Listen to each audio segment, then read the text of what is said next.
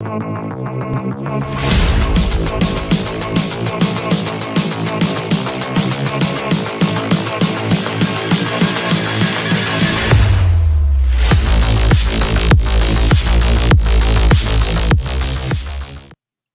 we're live for the first ever Austro Thomism Debate. We have Andrew Pierce of Popular Liberty. Howdy. We have Jeremy and Grin of Continentals. Boo! No, I'm kidding. I'm kidding, man. We're all friends here. Yeah, it's gonna be a good time. Okay. So I'll lay out the format of the debate real quick. I just had the description up and I lost it. Give me a minute. The show's never streamlined. Okay, here it is. Tonight we're going to be debating: should Catholics accept economics? Taking the affirmative. Sorry. The fuck? My Alexa device started going off about the economy. Say economics. The Alexa goes on. Okay. Should Catholics accept economics? Taking the affirmative is Andrew. Taking the negative is Jeremy. It's going to follow with kind of an open conversation. I wouldn't say that's my position. But okay. So you've been forced into it. You have to defend it. I'm sorry. We didn't work out a proper resolution for this, but in the group chat, and so I had to make one up. Oh, okay. Yeah, I think that's a good one. Opening conversation is to work out definitions, then 10-minute opening statements from each side, 5 minutes of cross-examination. Then I'll ask questions, then the audience can ask questions, and then kind of wrap it up, ending statements about what each side thinks of the arguments, and then we'll wrap it up. And that'll be it. I might modify it just a little bit so I can think we can have at least two sides on it, because I don't think Jeremy rejects his notion of economics, which is false. I think modify the prompt to be should Catholics accept Austrian economics? Okay, yeah, Austrian economics, because that's an actual more rigid designator. When I think of economics, I don't even think of the other schools of thought, because I just think I have my point with Austrian economics. Every other school of thought is so much worse. Like just in the Milton Friedman, who the fuck listened to that guy? Yeah, I mean he makes good points. If there are modifications, my position really isn't either of them. My position is that anybody that is rational shouldn't be debating economics. Mm-hmm. You are debating economics. That's really it. I mean, economics is a pragmatic thing, and so if we can begin, I just think that my position is not one that needs to be defended, because it's an organic position from etymology. And so I think the burden of proof really does lie on Andrew. So my position is very simple. It comes from the Greek word oikonomikos, which simply means the practice of your household. And my position is that that's what it is. It's a practice. And so economics is a practice, and you have different philosophical principles that you use for it. Like you could talk about the virtue of prudence, where to put on money or what to purchase, whatever. And those are philosophical concepts that ought to be discussed. But economics as a principle really isn't. Economics is a practice, and that's. It sounds like you're describing finance. In modern sense of the word, be finance. Part of it is money, but taking care of a household isn't just money; it's everything. It's organization. What goes where. Ought this be the case? So a lot of it is prudential discussions, like ought we do this, right? Should this be part of our household? Whatever it is, that's an economical discussion that can be had, but it's always in terms of practice. It's not really a abstract notion of reality in which we're going to begin to discuss nature of being with. No, that's metaphysics. That's a different idea.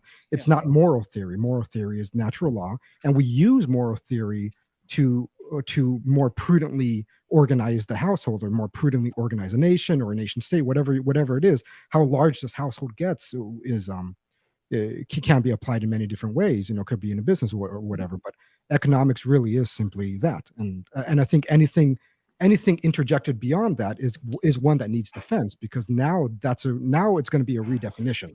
I'm talking. I actually agree somewhat. So that's the. But don't worry, I made a slideshow to explain all of this. You have a slideshow? I never play fair. It's like this is me. How are we going to stream that exactly? Do you have a Yeah, I can. I think I can share it right now. One sec. Let me. Yeah, there we go. Yeah, there we go. That looks right. Okay, so then I'll just click that screen up when we're doing the Yeah, when we do opening statements, I think that's where that goes. And yeah, for the most part, I agree with a lot of the things said there. And I think there's justification to go beyond that, beyond the simple prudential discussion, pragmatic discussion. Yeah. Okay, then. Who wants to go first on the opening statement? Well, I'm the affirmative, so I have to go first. Okay, that sounds good to me. Andrew, take the floor. All right. Well, let's get my slideshow up here so we can. So it's like defining terms. What is I have the affirmative that Catholics should accept Austrian economics, and but I think we have to define terms a little bit, as Jeremy was pointing out. That what is economics? What did it originally mean, and how was it thought about? But basically, as Jeremy pointed out, yes, it is it's from a Greek words that means home management. However, it's not really limited to that in practice. Aristotle thought it was a sub branch of ethics, making it a practical philosophy as opposed to a pure philosophy. That means that a practical philosophy is you're trying to put things into practice rather than just knowledge for knowledge's sake. Like mathematics is knowledge for knowledge's sake, whereas ethics is you're applying, to human action. This is meant to be acted upon. And my position is that Aristotle did err in his classification. Aristotle did not invent it, by the way. It was long before him. I think Hesiod was like the first economist, so to speak.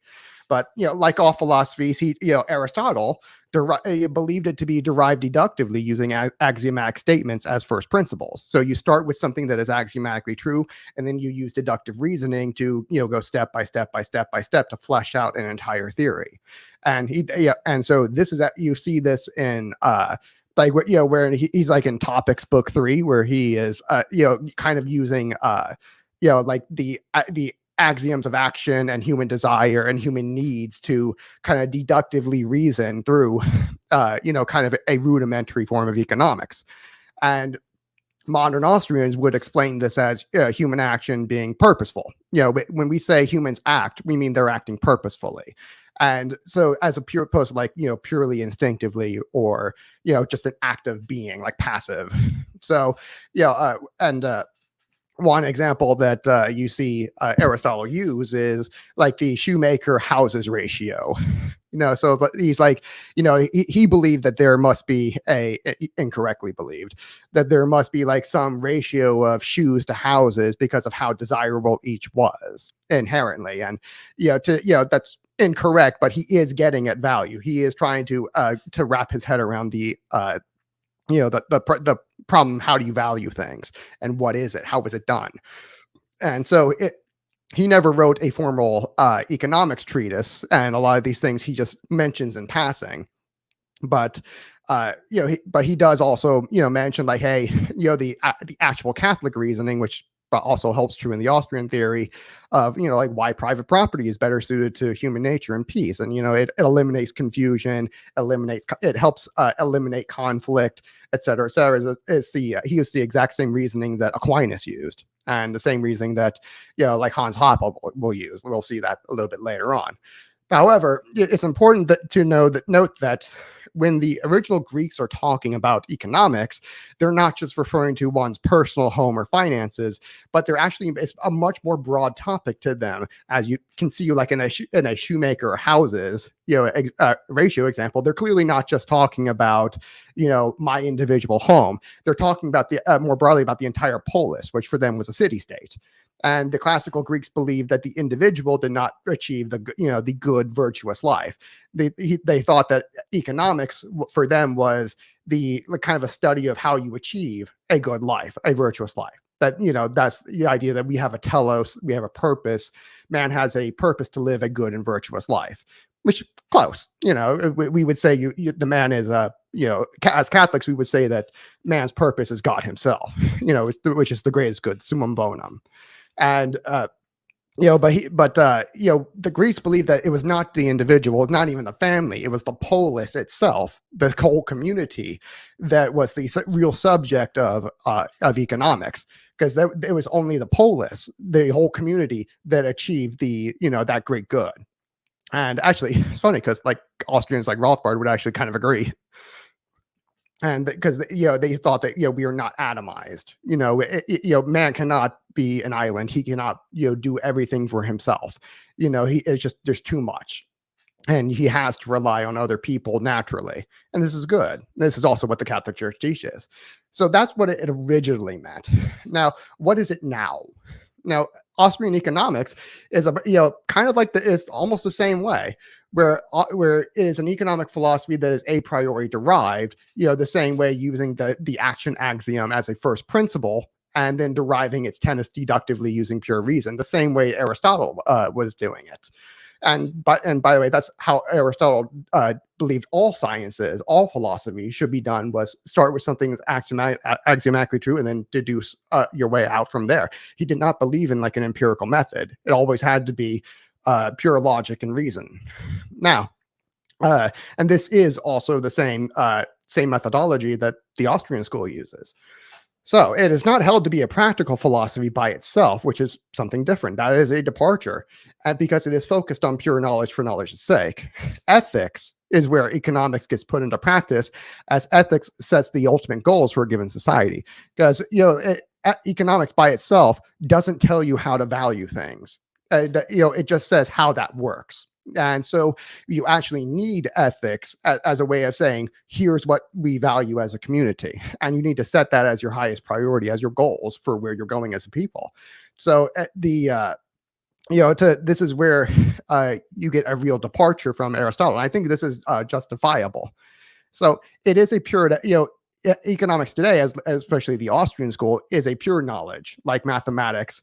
And like it cannot tell you how to live or what you ought to value. It can only inform your actions once you or your community has an ethical goal set in mind. And it's important to understand that a difference that I think this should clear up some things and probably throw a little bit of a wrench in others, is that economics is concerned with all purposeful behavior, not simply market transactions, as I think my opponents are going to try to pigeonhole it into. And this is would include all actions from like buying groceries to asking a pretty girl on a date, to a pickpocket stealing your wallet, to the state taxing you, to debunking wrong ideas on a podcast. And and so while intimately involved in history, it's not solely a tool for economic analysis. Another point, I'm just going to anticipate my opponents here. And on the side, you can see an a priori justification for the time preference, for what economists call time preference from Democracy, the God That Failed by Hoppe, where he starts with, hey, invariably actors are aiming, in purposeful behavior, they're trying to substitute a more satisfactory for a less satisfactory state of affairs, and they're demonstrating a preference for more good over fewer goods.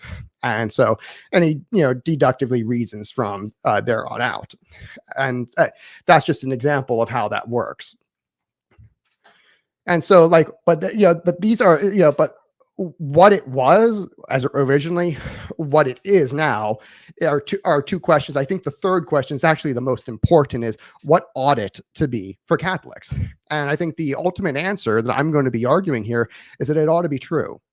Truth is, because it ought to be, economics ought to be whatever sheds the most light of truth on the Catholic Church's mission of building the kingdom of heaven. And like we say in the prayer, thy will be done on earth as it is in heaven. It's like either we don't mean anything by that, or we actually mean that we have an earthly mission. And economics should shed as much light on that as possible, on how to get that done. So, like, simply trying to shoehorn economics into ethics makes ethics redundant. Because we already have a fully fleshed out set of teachings from the church on what the kingdom of heaven is supposed to kind of look like. But what we lack is the how to do that. And so, like builders trying to build a house, they need to have an understanding of physics and material sciences, and in order to inform them on how to do their job efficiently, the church needs a true philosophy of human social interaction to inform it of how it ought to go about implementing its teachings. And like, for example, the church teaches that Catholics are supposed to care for the poor, but that in itself doesn't tell you how to go about doing that best. Yeah. And so, like, perhaps we should try socialism. I mean, how would you know socialism was the wrong way to go about implementing the church teachings, but for economics, being able to logically demonstrate why collectivization of property leads to harm to the poor and the vulnerable? And, Aristotle had the same, again, as I mentioned earlier, Aristotle, Aquinas, Pope Leo the Based, all had the same exact, argument for why private property is actually much better than collectivization. But each one is appealing, to economics in order to prove it. That it's like saying, hey, that if you like this right here, it is clear that that the main tenet of socialism, i.e. the community of goods, must be utterly rejected, since it only injures those whom it would seem to benefit. It is directly contrary to the natural rights of mankind and would introduce confusion and disorder into the commonwealth. The exact argument Aristotle used, but because he looked at Sparta. Sparta had collectivization of property, and it, resulted in a whole society of lazy dullards, who didn't want to work. And Leo continues that the first and most fundamental principle, therefore, if one is to undertake a mission to alleviate the condition of the masses, would be the inviolability of private property. Interesting. And that's from Rerum Novarum, one of my favorites by him. He's wonderful, wonderful pope. And so, like, that's what it ought to be for Catholics, as primarily true. So I think I got like 6 reasons here for why Catholics should accept Austrian economics, or at least its methodology, as the truest form of economics, or the truest definition of economics. Andrew, you've exceeded your 10-minute timer. I'm gonna let you keep going to wrap this up. Whatever excess time you have added, whatever excess time we'll add to Jeremy's time. All right, sounds good. Thank you. All right. Reason number 1, it follows from the Aristotelian tradition, of deriving knowledge from axiomatic principles.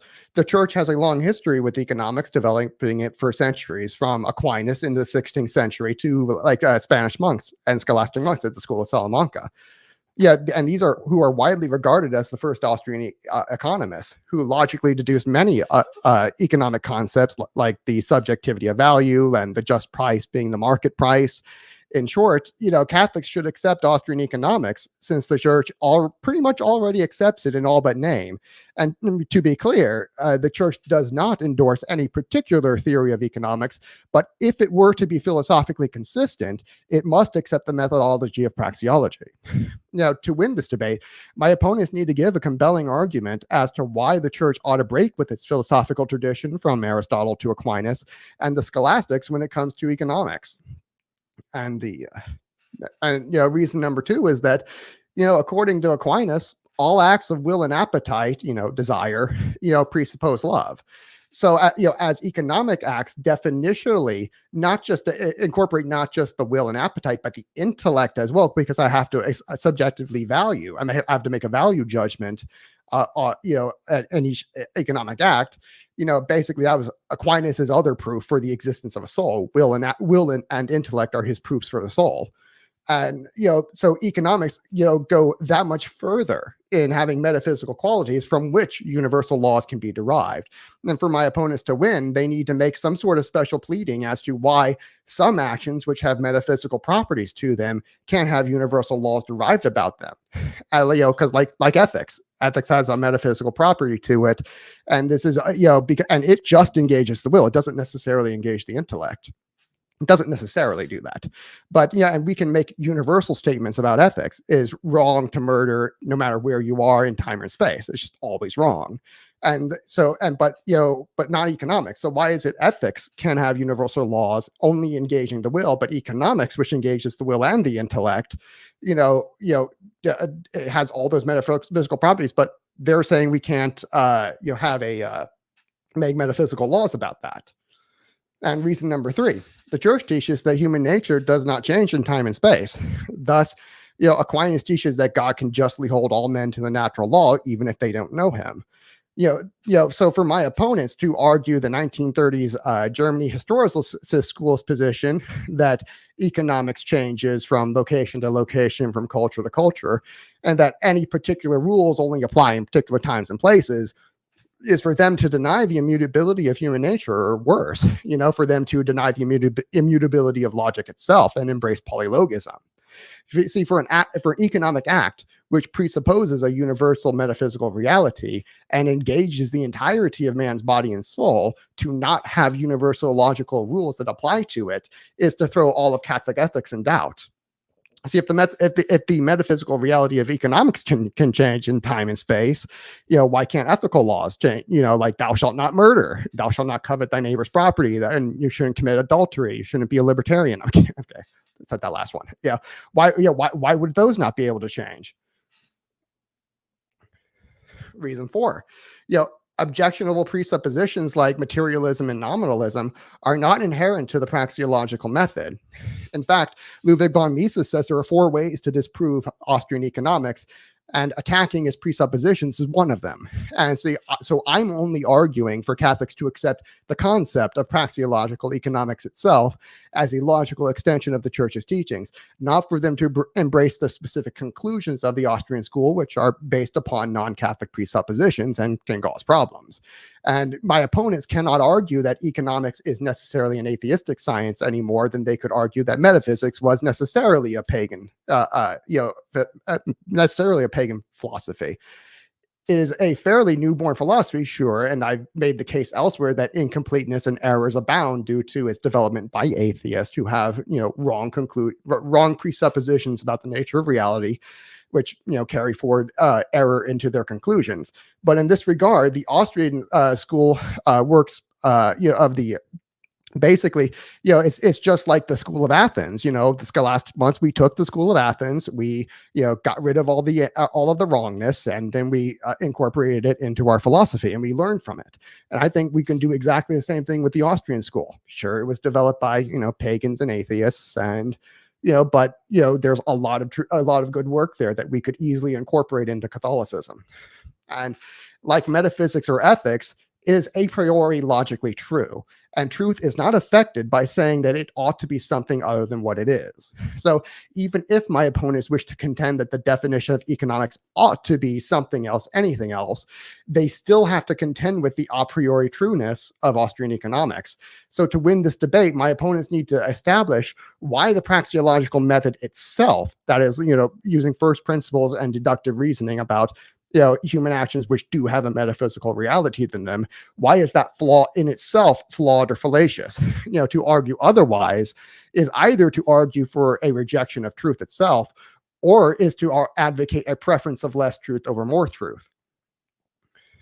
And so, and the final reason is to set up economics as having inherent values, saying that it ought to be a prudential claim, again, is to make ethics redundant. Moreover, it is to ignore the fact that humans don't always do what they ought, precisely because they don't value what they ought to value. And so what humans do and what they ought to do are distinct, and it behooves the Church to understand why the value-based causes of that distinction using reason. So armed with an economic philosophy, the Church is much better able to give a cogent defense of the faith, as St. Peter instructs us to, and to better shed light on its doctrine of sin, which has major economic implications, for the economy and human prosperity. Indeed, the church has been burned badly in the last 500 years for not having a fully fleshed out system of economics, which, through its insights about political power, would have informed the leaders of the magisterium how to better mount a much more effective counter-reformation. We didn't have that at the time, and so here we are in 2020 Protestant America. Oops. And so I think having something like this would help us tremendously. And that it's not inherently at odds with Catholic truth. In fact, it's actually a logical extension of it. I think that's those are my 6 reasons about why Catholics should accept Austrian economics, or at least its methodology, as the truest definition or truest form of economics. Thank you. Okay, that was let's say 18 minutes. We'll give Jeremy and his computer's a little earlier. We'll give Jeremy 18 minutes as well. Jeremy, your time starts the moment I exit the stream. My timer up here for it, and go. Okay. I'm definitely not going to need 18 minutes, but and so the first part, I guess, he hasn't really mentioned why I still ought to accept Austrian economics. He just explained to me what Austrian economics is, but that's not a reason of why that ought to be accepted. And secondly, my position is not that it is wrong for Catholics to accept Austrian economics. It's similar to saying, like, should a Catholic think that Dharma and Greg is better than The Office? I mean, they can, I guess, but it's stupid. And so it's more that if somebody is rational and they're sitting there and they're trying to think of this convoluted system of metaphysical principles within economics, then I would say, well, you can. I don't care if someone is Catholic and does that. That's fine. It's just stupid. It's nonsensical. It just doesn't really make much sense. And so I simply refer back to my first claim that I said. I go back to etymology. The word economics comes from the Greek words oikonomikos, which simply means management of a household. Now, the household can be various. It could be literally a house. It could be a city. It could be a state. It could be a town, whatever. And as I said before, it doesn't just mean money, but just means how you're organizing things. The principles that is used for that are philosophical. The principles of ethics, the principles of metaphysics, the principles of ontology, and so on and so forth. These things are things worth studying and discussing, and then economics is practicing of that. And so you put to practice these principles, and that's the way that it always has been until, the classical liberals attempted to basically redefine this term. But I still go back and simply say, you have not given me one single reason why I ought to accept this redefinition of the term. That's really it. Okay, well, that might have been the fastest rebuttal I've seen. Let me check the description again. So I think now we're going to enter into the before entering the quality examination, I'm going to ask a few questions of each person. Yeah. We'll go from there. See if I have any questions from the chat. Here's one. Though Jeremy is a low-grade philosopher who had to go to Alaska to get a job and not get caught by ICE, he knows nothing about economics. Kind of get to bring him in this discussion. We had one guy earlier claiming you were an illegal immigrant. That was kind of funny. Yeah. Not really. People who are disagreeing with this are not bringing the best. This cat's kind of, that's really disappointing. These people are not. Okay, well, this chat's retarded. We're gonna ignore it. Okay. I really don't have any questions, so we're gonna skip that part. Andrew, I'll give you a 5-minute rebuttal, and we'll go into Jeremy. I would say I gave you 6 reasons why you should accept it, and let's see, it's not just that it's a priori true, but that you're asserting that these that economic actions that is purposeful behavior does not have a metaphysical reality to it, except we know for a fact that it does, because that's why we're able to use ethics. We are able to make universal ethical laws that always apply to human behavior, no matter if you're. I'm not saying that. I'm not disputing metaphysics. I'm saying metaphysics is metaphysics. Economics is economics. Well, but I'm saying, you can't interchange the two. You can't. Ethics is an implementation of metaphysics. It's a practice. That's what I'm saying. Yeah. Economics is a practice, and we use principles of metaphysics and ethics to practice. Mm-hmm. And I'm saying that's all that economics is. I'm saying that the same reason that economics, the same reason that ethics uses metaphysics is the same exact reason that economics will use metaphysics, and that that the same reason we can have universal rules with ethics is the same reason that we can have universal rules with economics. The difference is that economics is lower grade than ethics, because economics uses ethics. It's not the other way around. No, not necessarily. You use ethical principles to determine prudential ways to manage a household. No, that's my point earlier, is that that is not necessary, that economics is not, that ethics is not necessary to economics. Economics is a pure study. And you have not, yes, but you have not shown why it's the case. You just simply make the claim. Asserting something is not proving something. You can't simply make an assertion and say, therefore it is true. Is that when you are managing a household, let's say where to place a fucking sofa. you're using maybe geometry, maybe using where it could best fit. You could use all these other principles to manage a household because it's a practice. When you're talking about more ethical situations with managing a household, like, are you going to let your daughter sleep in the same room as another boy? You're using the principles of ethics to say, well, my daughter ought not to do that. Yeah. And so ethics is more directly linked to metaphysics, while economics is a practice. And it's and many times when we speak of economics and in a statehood or whatever, we are applying ethical principles to make prudential judgments of how we ought to behave. And that's all it really is. But you simply say, no, economics drives ethics. Oh, okay, my question is how? No. I would say that ethics is an implementation of economics. And so, because with economics, it's value free. You would have to redefine the economics to do that. Exactly, because now we're not talking about the same thing, and making that assertion doesn't mean anything if you're not. This is why I made the argument of what ought it to be for Catholics is ultimately is true. What it needs to. What you're saying is not true then, because what you're saying doesn't make any sense, because you haven't given me one example where economics drives ethics.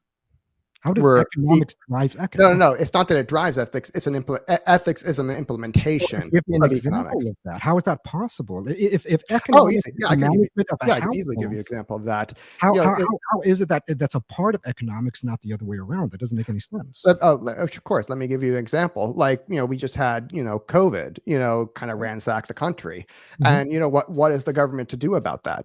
Anything? Anything? And what is the government going to do if the government was properly ordered? What would it do to make proper judgment? It would use ethics.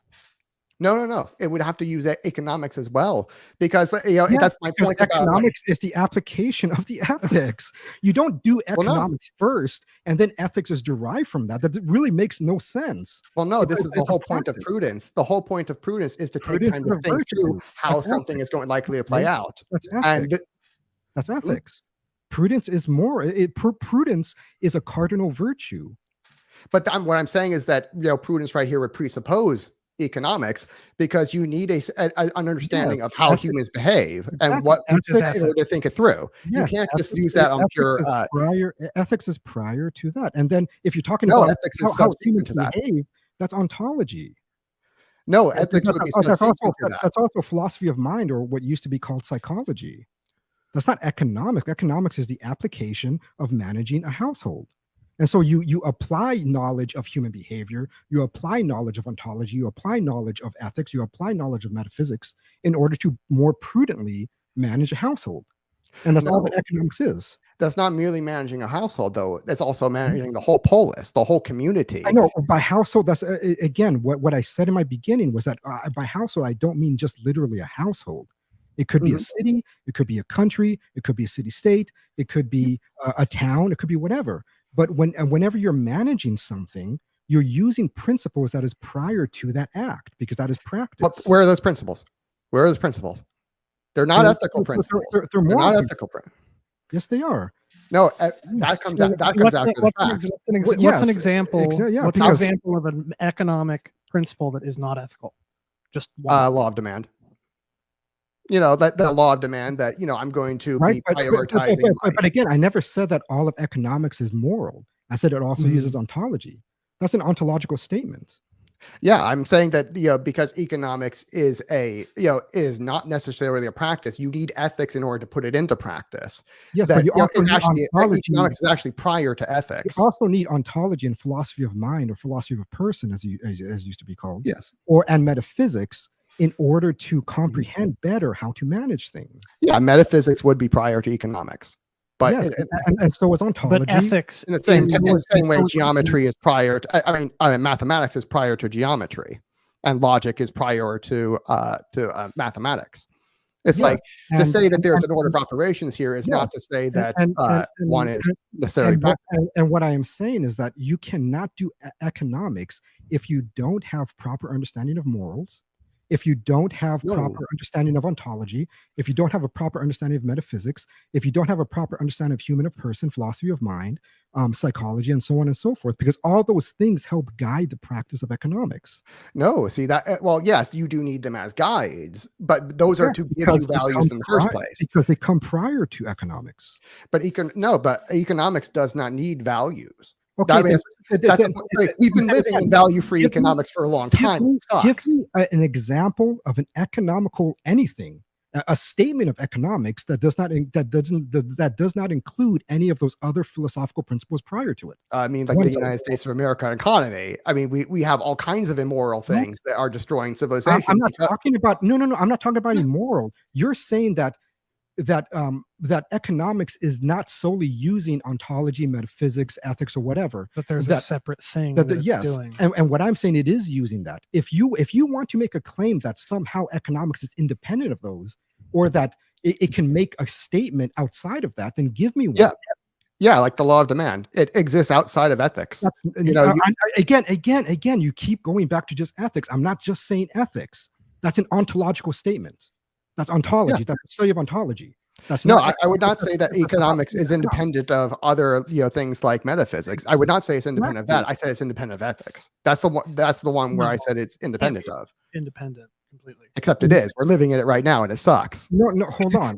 I mean, we have the porn industry. We have a drug prohibition. That's still ethics. You just don't like their ethics. If you just don't like, no, it's just. I mean, for one thing, it's irrational to say that you can't have it outside of ethics, and that we're living in it now, because then you can't have it outside of ethics if you're saying we're living in it now. So I mean, just in general, I am saying that you can have economics outside of ethics.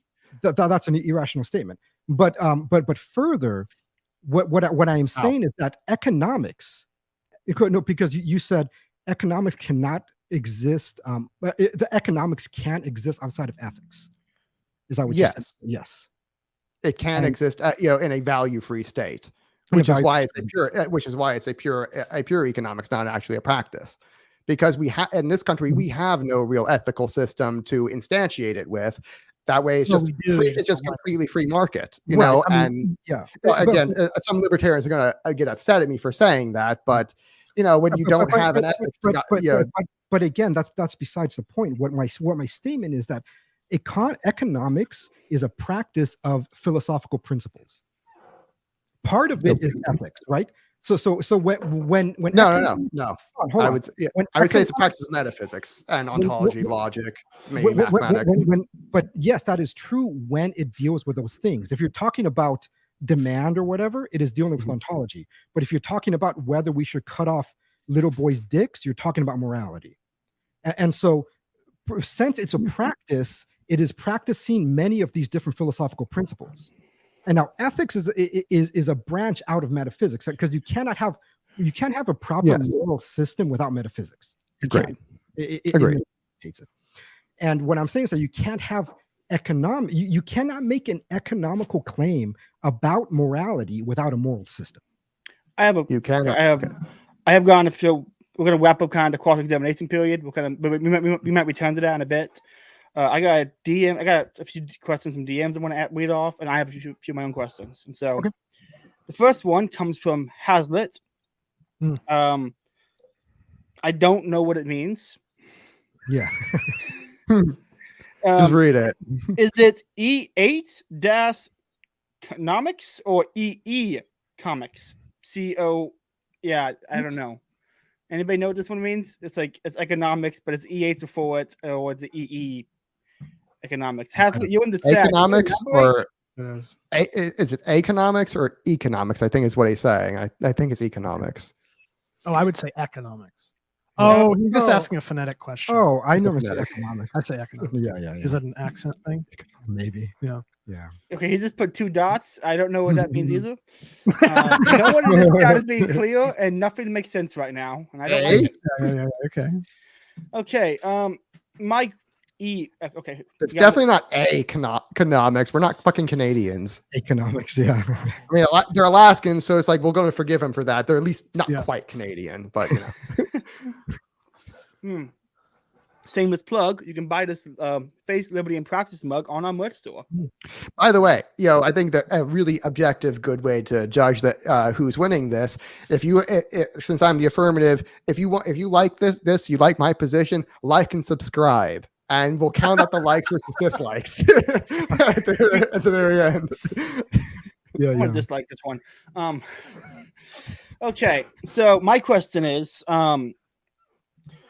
this is for Jeremy and Grant's side. Would you be opposed to using principles found in economics to look at historical situations and apply an economic analysis to past events? Like, okay, this 08 crash happened here. Why did the 08 crash happen? Because we agree the outfall of the 08 crash was disastrous to family members losing housing in the housing market bubble. Mm-hmm. Would it be reasonable to apply an economic analysis to historical events, then to try to draw, okay, here's what we shouldn't do going forward? I think if the economical analysis is like rational, if it's simply based in reality, if you're saying that, I mean, people begin to desire different things and so on and so forth, or they don't have if you're talking about money, they don't have the money for something. I mean, we could look at it historically. I see no problem with that. Okay, so let's actually elaborate on that question a little bit. Like, should we bail? The way we dealt with the crash back then was to bail out the bankers instead of like bailing out the people. Was that a prudent or not? Ethics aside, that's a moral question. Where if you're talking about prudence is a cardinal virtue. You can't talk about prudence without talking about morality. Okay, that's fair enough. But was it a something we should do, or should we do it again, or was there a better option? No, I think that's a good question. But again, that's an ethical. Yeah, question. That's a philosophical question about morality or ethics, and that should be discussed. I have no issue with it. Okay. But kind of getting a handle on that's like the kind of main point here is that it's not just where are we going, it's like how are we doing it. Yeah, it's like because we agree that like we shouldn't do something like however we handle it ethically. We should not be like punishing families or incentivizing sinful behavior. Mm-hmm. And so, but right there is like it presupposes that we can incentivize these things, and if we incentivize something, we're going to get more of it. If you pay people to do something, they're going to do it. They're going to do it exactly to the extent you're paying them. And if you stop paying, if you subsidize something, you get more of it. If you tax something, you get less of it. So like if we are subsidizing sin, we're going to get more of it. So it's like that's like an economic statement right there. That's the law of demand right there. Because like when you're offering to pay someone for something, you're saying, I want you to supply me with this. So if I'm saying that, it's like I'm offering some sort of subsidy for sin, that right there should tell me I'm going to get more of that. Now the prudent upset discussion is to say we shouldn't do that, but even presuppose right there is that we can. Is that, because all I'm saying right there is that we can use economics to predict what's going to happen if we do action XYZ. Like if we bail out the bankers, for making really bad loans, we're going to incentivize them to do it again. But again, you're using this term economics differently because if you're making predictive claims about human behavior, that's psychology. Ontology. Yeah, I would say these are closely related. So specifically, because you're saying like that we can that we're going to if we economics is a social science. Hold on, yeah, if it's not psychology though. Psychology is most social sciences are bullshit, and that's one of the bullshit ones. Well, again, it's like psychology is a different field. That's it. I agree, and I'm using psychology in the way that the Greeks used it, which is simply the study of mind. So the philosophy of mind, the human person, and understanding how they behave. Economics is like human action, though. It's actually management action. Well, again, ethics is the study of morality of human action. You have not shown me why I need to accept that as a definition. I already gave you the definition that was long lasting before 1700s when they want to drastically redefine it. I think economics is simply the management of a household, management of a state, management of a country, whatever. And so that's all that economics is. How? To see, that's not how they were actually using it, though. To simply say that this is, household management is not at all how like Aristotle was using it back then. Like when you're trying to compare, it was practical. He viewed it as practice. And he would use virtue ethics as the guide for proper practice of economics. No, like the example I gave earlier was about like the ratio of shoes to houses in terms of value. It's like where he's trying to grasp at like how value works, and that's practice. Again, that's practice. Is saying that should we have X amount of shoes as a well, no, it's simply, no. That's not what he's saying. He's simply saying here's how value works. And he's using that as an example. And what his conclusion was from it was that money was an intermediate good. Do you think that value is inherent metaphysically to a thing, or just based on how much people desire that and are willing to pay for it? I think it's a little bit of both. No, so what I would say is because everything is measured against the summum bonum, that is an objective value, whereas our experience of it that we actually act upon is purely subjective. I think you could do that if you trusted that everyone's desires were properly ordered all the time. Except that they're not. And I don't know how value the objective. That's my point from earlier. Was that there's a distinction between what is and what ought to be, which is why I said we need to have a definition of economics that focuses on what is rather than what ought to be. And ethics is kind of like the completion of that. Because right now you just made that point for me. That was reason number 2, I think. I don't know if I made that point for you. What point did I make for you? That there is a distinction between what humans do value and what they ought to value, and what is economics? And economics is the actual here's what they actually do value, which is distinct from what they ought to. And that, and economics will inform us. Again, why should I accept that as a definition of economics? Like, why would you drastically change it? Because it's truer. It sheds more light of truth on it.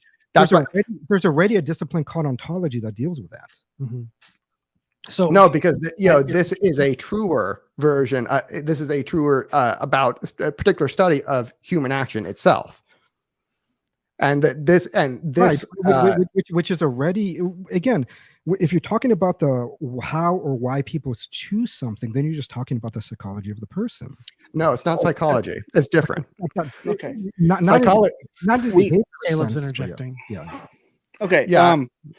We got a question from the chat. I think it would be worth answering. Can you study the economic laws of animal groups? Are animals guided by ethics? No, because they are not. They don't have a free will to engage. True. And they also don't have an intellect. Economic actions engage all, the appetite, the intellect, and the will. And animals do not really have intellects, and they also don't have free will. Are like bigger brains than we have. That's what I've been told. They don't really have an intellect. That's what if I have to hit it one more time. Okay. Can I ask a question? Yes. Or Caleb, do you have a structure you're doing? I don't want to. No, the structure's shot to hell. I stepped away. I don't want to steamroll if we can avoid it. But Andrew, I'm curious. So you said that what is it? The law of demand was an economic principle. So you want to say the law of demand is an economic metaphysical principle, right? Is that the wrong way? Yeah. What problem do you have with me saying law of demand is an ontological principle with economic implications? Why do you reject that? I don't think I would. Okay, so what? But that's what we're saying. Rephrase it. I'm not sure I understand the question. Okay, so you would say law of demand is an economic principle, or economic metaphysical principle, or whatever. I would say the law of demand, which I think is true and is based on human nature, both on an accurate understanding of human nature and observable historical patterns. I would say that is an ontological principle, or a principle of philosophy of mind with economic implications. Oh, I see where you're. No, I would say that it's something that is necessarily true of all human action. Because if we're saying that's an ontological statement, that's an ontological statement. Why do I have to attribute it to another school of thought or philosophy or metaphysics? Again, that's the point. That's kind of the point I'm making, is that this is an extension of metaphysics as a pure knowledge, because you don't pure knowledge. It's not necessarily a practice. Yeah, It is not necessarily practice. Because metaphysics and ontology is not practice, but economics is. Well, and that's where I would disagree. What you're That trying it to do is not practice. is It is that- ethics that is practice. is that you're trying to ethics is a practice. Yeah, ethics is a Okay. practice. Yeah, ethics is a practical philosophy. Economics is not. Yeah. Economics is a pure science, like, or I should say, a pure philosophy, like mathematics or metaphysics. Right, which doesn't make any sense, because when you have economical situations that you're putting into practice, you use ethics and you use moral theory. That's what I'm saying. Ethics is the instantiation. Ethics is the actual practice. Economics itself is value free. It doesn't tell you what you should value. It is not it is not prudential at all. Okay, again, I you have not given me a reason why I need to accept that. Because there is a word here that exists and has existed prior to Austrian School of Economics. And this, I would say the Austrian school is Hold actually on. continuing it.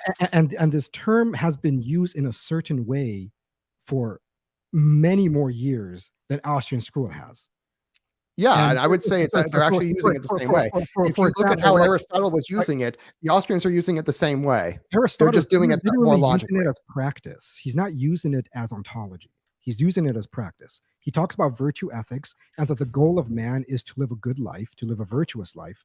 And when you build a nation or city state or the laws or whatever, it should be guided prudentially by those. And that is the practice of economics. That is what Aristotle is saying. That is what Aquinas. Yeah, he's making it a branch of he's a sub branch of ethics. Yes. I'm making it a sub branch of like metaphysics. And that's the part that I'm saying that jump is new. When you go back to Aquinas, it was the same thing. The reason why Aquinas and many scholastic thinkers permitted certain behaviors in society was because they were thinking economically in that part. They were saying that if we were to eradicate this, if we were to eradicate, prostitution or whatever, and then there are other things that are going to replace it that are going to be worse for it, and so making a prudential call, we shouldn't outlaw certain things. That is the process. But that's like saying that if I because I understand physics, which is a kind of a pure science, it's not an application. That because I can use physics to say whether a structure is going to stand up or not, or if it's going to fall over. Therefore, that physics is the engineering claim. That does not or I should say that physics is the practice, and it's not. That it's engineering is the practice. And that's what you're ended up doing. You're the one. Well, no, I'm saying that economics is like the physics. No, because it's like the mathematics. What you're saying is new. I'm saying the other way, the Aristotelian way, has existed way before Austrian economics. Yeah, and at least historically agree with that. Yeah, and again, historically, that part is accurate. Again, because there's a distinction between what humans do value and what they ought to. To make that you gotta let me speak, man. You can't just keep talking over each other. It's because you're avoiding what I'm saying. If you could at least acknowledge what I'm saying. The reason why that I say that the definition that says it. You haven't ever let me finish what I'm saying. I'm saying that inversion, for you to say now it is inverted and this is more true, that needs justification. You can't just assert it. And that the justification for that is that humans do not value what they do. They do not value what they ought, and therefore there needs to be a science of what is rather than what ought to be. Because we already have what ought to be. You're making ethics redundant. But nobody made that claim. Why are you making that claim? Aristotle, Aquinas never made the claim that every human person desires what they ought. Nobody made that claim. Okay. Mm-hmm. Okay, they would agree with you. Yeah, people don't desire what they ought to desire. That is not a reason then to accept Austrian economics or to accept that inversion. Well, yeah, because there's a difference here. Because you can't just say they ought to do something if they don't want to do it. That you have to have a science to inform you. Here's how humans will economically think about something. Here's what's logically true about that. In order as something to inform your later ethical decisions.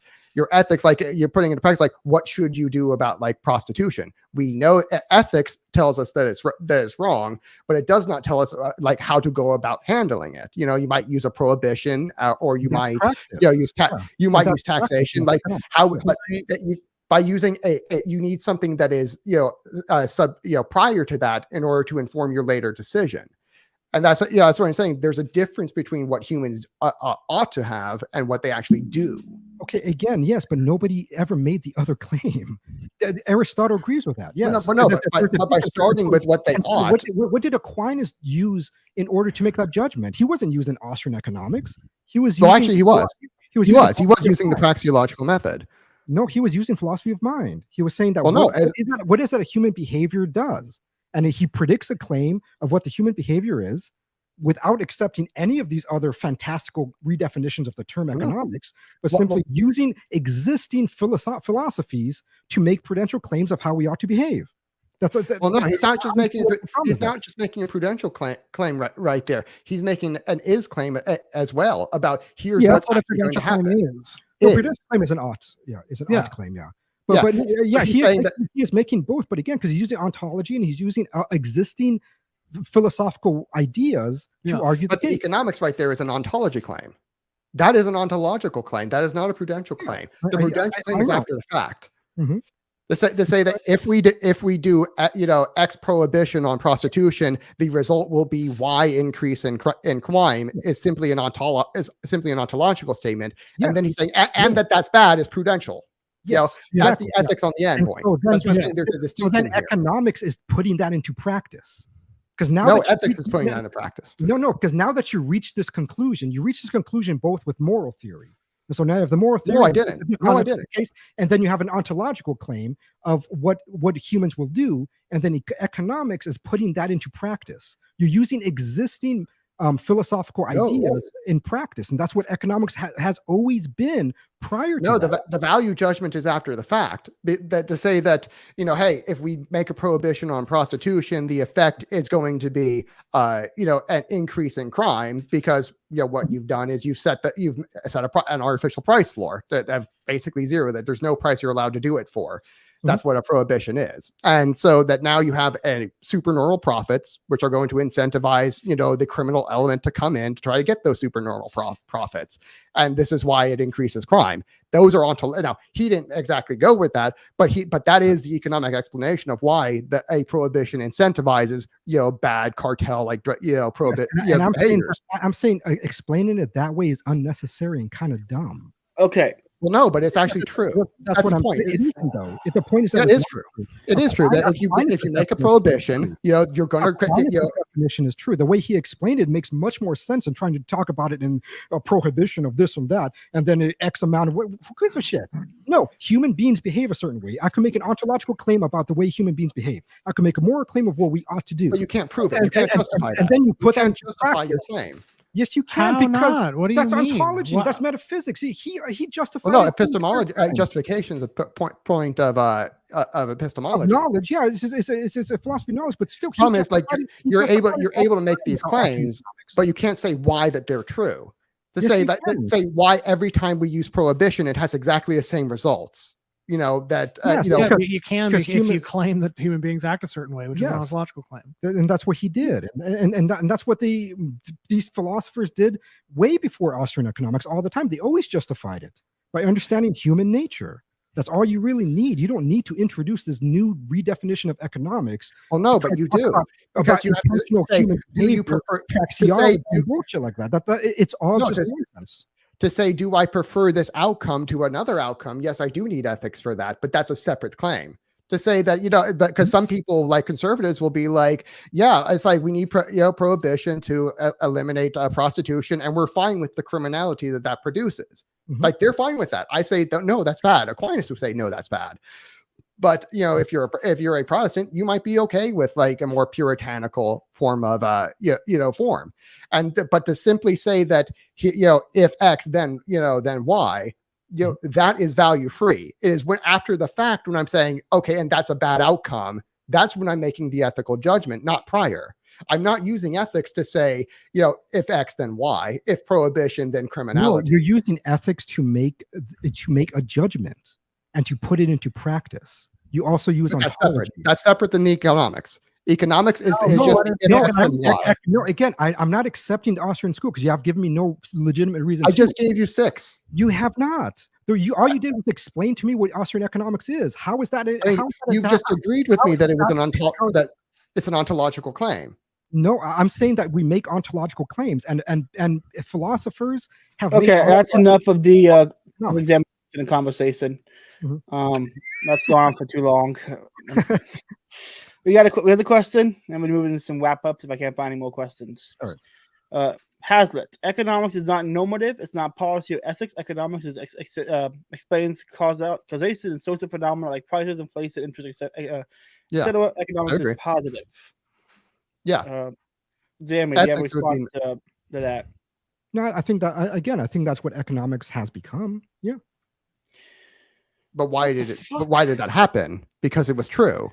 No, because it was addressed. And these are distinct elements. Ethics and economics are not the same thing. That's why, again, this is the why. I never said ethics and economics are the same thing. I'm saying economics is the practice, is a certain practice of management of a household. That's all that economics is. Is that metaphysical and ontological? No, or is it prudential? It's practice. So it would be the prudential. It's practice. No, it's not prudential. It's just practice. It's practice. Yeah, it's an observation of the thing. Just like a medical practitioner, he practices medicine. What are they practicing? Medicine. No, economics. Are economists the ones practicing economics? Or it's like I think an economist ought to simply be a practitioner. Of what? Of implications of management. It's management of things. If he's a politician, he's an economist. He's somebody that is managing how the state ought to run, and that is the way that it has been used. Yes, because that's always going to be a part of it. It's always going to be a part of when you're managing something. It's going to include prudentiality. You can't manage something without an ought. What are you doing then? Well, just observing things falling into place. But don't you need an is before you can get an ought? Yeah, but it's an ontology. That's what I'm saying. Is that in order for you to manage a household, you require. Don't you have to know something about print? Don't there have to, in order to know how to manage it? Don't you need some sort of principles of management? Yes, that are prior. And that's metaphysics. That's ontology. That's moral theory, and so on and so forth. These things are higher than economics. And economics is practice the same way a medical practitioner practices medicine. No, again, it's like right there, because you have to say, the principles would be like, here's how humans behave. Here's actually how they actually do it. Now, what you should do about that is actually subsequent to that. Economics is the is, ethics is the ought. No, ethics is the ought. Economics is neither of those. Economics is just practice. No, it is the principles. Ethics is the practice. So why isn't ontology insufficient?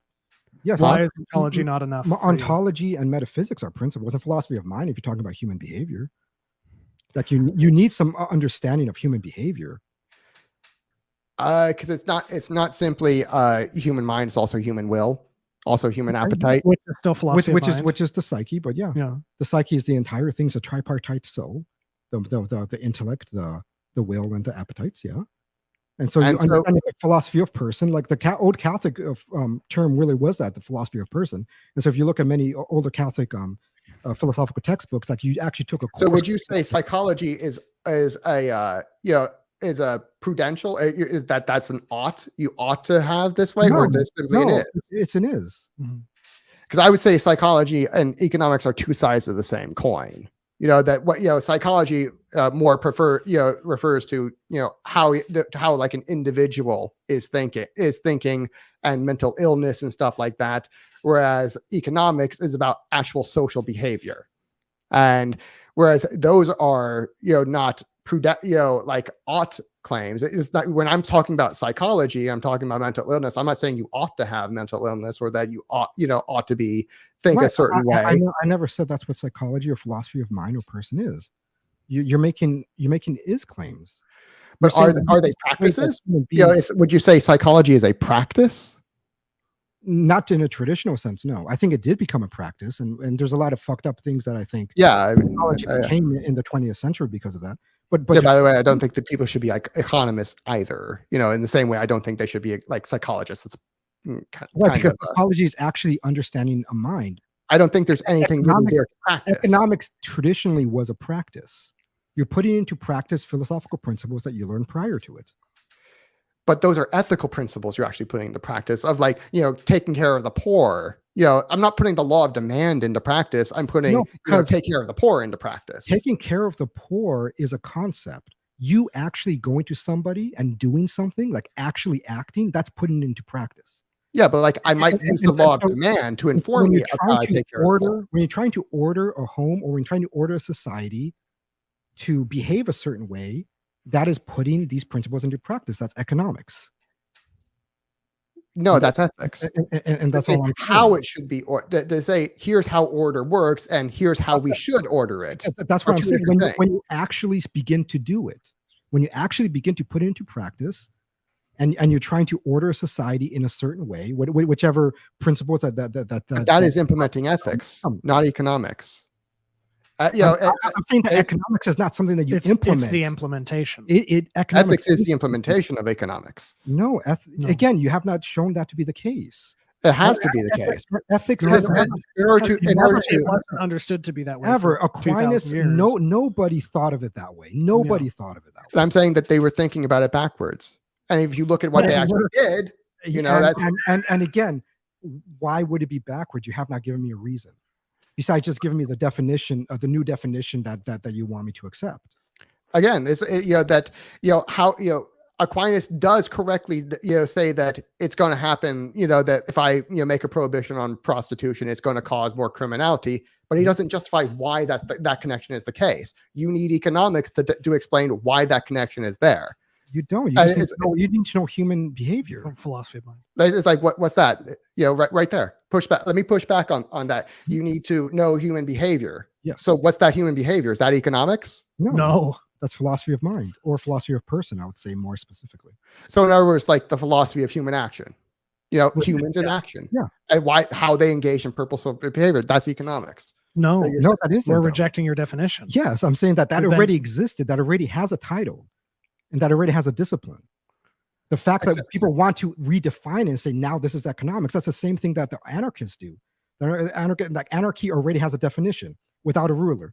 And they're like, oh, have you ever engaged in consent with another person? There's anarchy. It's like, no. You can't redefine something and then be like, there you go. Now I've proved my point. You haven't proved your point. What I'm saying is that they're not actually using it. The way that it's actually being used is as an is, not as an ought.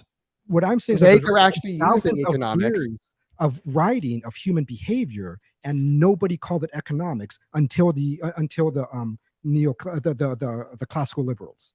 They began to call it that, and I'm saying that's weird. That's dumb. I do it. No, I think they were doing it wrong because they, again, they assumed that they had the prudential claim they had the prudential claim first, and no, they actually had it last. That's how they're actually using it is as an ontology, not as a practice. Mm-hmm. They're actually using ethics as the practice. What they're implementing when they say that the criminality is bad, they're implementing ethics right there. Ethics is the one that tells me that criminality is bad, or an increase in criminality is bad, or that it is worse than just simply allowing prostitution and maybe relegating it to a red light district, which was kind of Aquinas's philosophy of person or philosophy of mind that allows you to understand. Does economics people behave a certain way, and it's ontology to understand what actually happens when you commit those type of sins and transactions and so on and so forth. And these disciplines already existed. There doesn't need to be this new discipline called economics that tries to incorporate these things in a weird way. Is it economics that tells me that prostitution in a red light district is better than criminality and streetwalkers, or is it ethics that tells me that? I would say ontology. No. What do you mean better? Is preferable. That one of these situations that hey, we're going to relegate prostitution to a red light district, which was kind of Aquinas's prescription, is better than having the increase in criminality that comes from prohibiting it. That comes to the cardinal virtue of prudence. How is that not ethics? How is that not an instantiation of ethics right there? It is. That's what I'm saying. It is. Yeah, that's an ethical determination because it's prudential. Okay. And then when you begin to apply it in a physical real world, you're now practicing economics. No, applying it in a real world is statecraft. because Which is economics. No. Yes, Yes, it's literally. Economics is simply the I go back to the justifying definition. This is really like arguing with an anarchist again. Economics is just justifying why that's the behavior. Economics, oikonomicus, means management of a household. That's all. And so when you have the management of the household, but that's not. That's an oversimplification. It is you can't just go to the etymology and say this. If you look at the etymology, it actually does say the practice of management of a household. And so it is the practice of that. And that's what people have thought of economics for thousands of years before this. Except it's not. And they see how it's actually used. That's not what they're actually using it. There are different writings, different principles. Aquinas wrote about it, and they existed.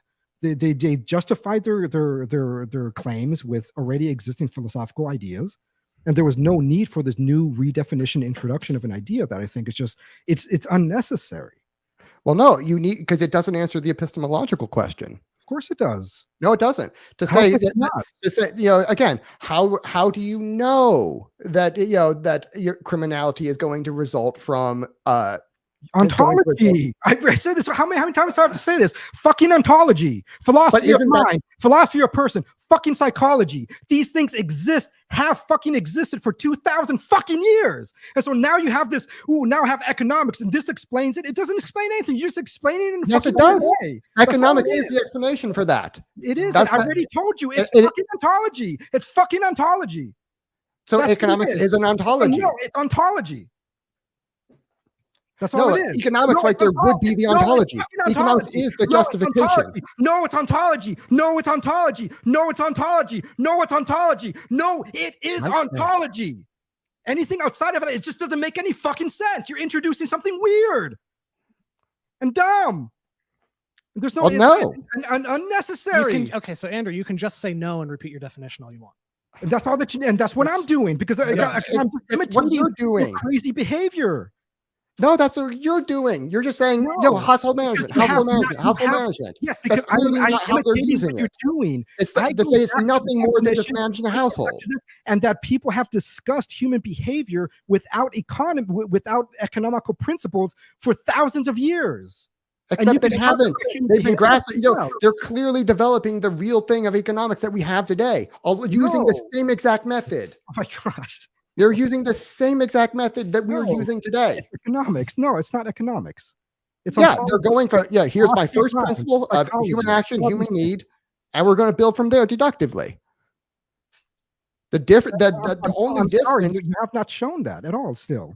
I have. I even gave the example of the shoemaker that when he's trying to grasp how value works. He got it wrong, but he was pretty close. He did it was a very simple claim. That's not something that was really, really intrinsic to his philosophy. He was giving an example because it was fucking simple. Go through Topics Book 3. Topics Book 3. Because it's all about economics. It was simple to grasp. I know. Why are some things more desirable than others? It was simple to grasp because people desired it. And then you go back to human behavior and conception of the human mind and the human soul and the corruption of the human soul. But he's not making ethical claims right there. I'm not saying that he is. That's ontological claims. Do you want me to say ontology again? How many times do you want me to say that? Those are ontological claims. They've always looked at it that way. They're metaphysical claims. They're claims of human behavior. But is it ethics that's not a practice. Right there. I know it's not.